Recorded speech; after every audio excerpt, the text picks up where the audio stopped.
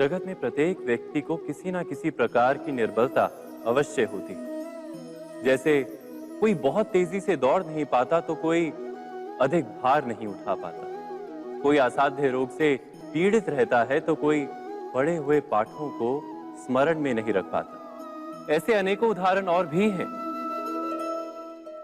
क्या आप किसी ऐसे व्यक्ति को जानते हैं जिसे सब कुछ प्राप्त हो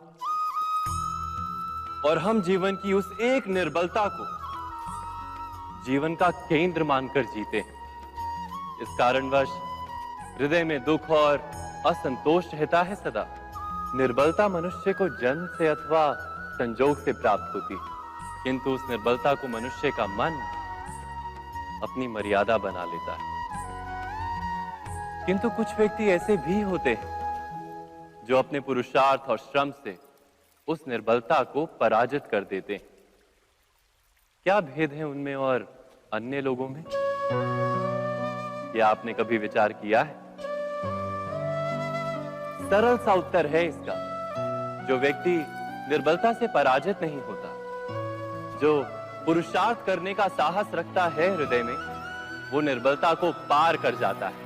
अर्थात निर्बलता अवश्य ईश्वर देता है, किंतु मर्यादा मनुष्य का मन ही निर्मित करता है। स्वयं विचार कीजिए।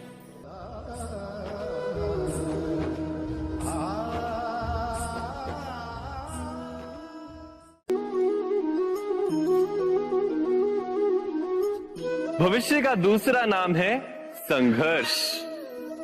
हृदय में आज इच्छा होती है और यदि पूर्ण नहीं हो पाती तो हृदय भविष्य की योजना बनाता है।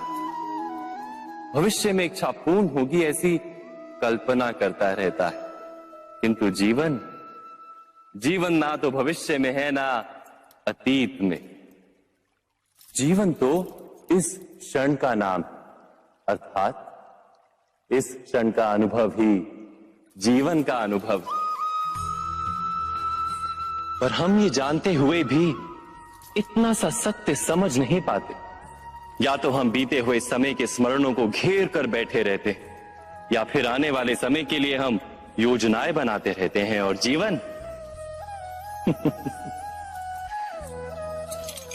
जीवन बीत जाता है। एक सत्य यदि हम हृदय में उतार लें कि ना हम भविष्य देख सकते हैं, ना ही भविष्य निर्मित कर सकते हैं, हम तो केवल धैर्य और साहस के साथ भविष्य को आलिंगन दे सकते हैं, स्वागत कर सकते हैं भविष्य का। तो क्या जीवन का हर पल जीवन से नहीं भर जाएगा? स्वयं विचार कीजिए।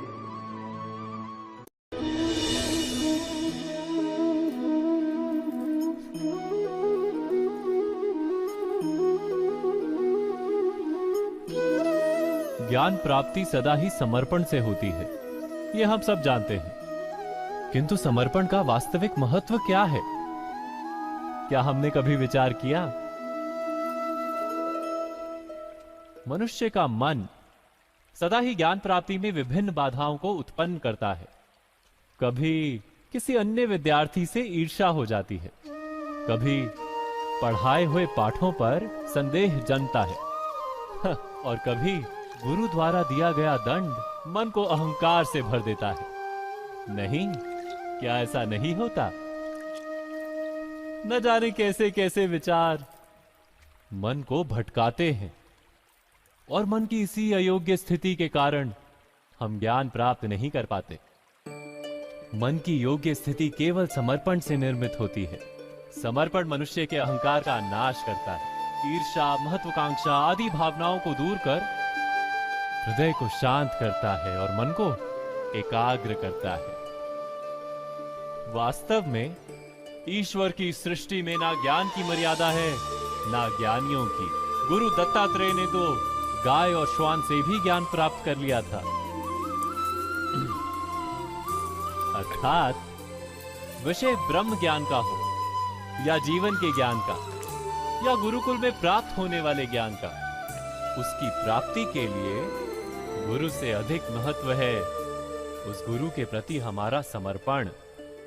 क्या यह सत्य नहीं?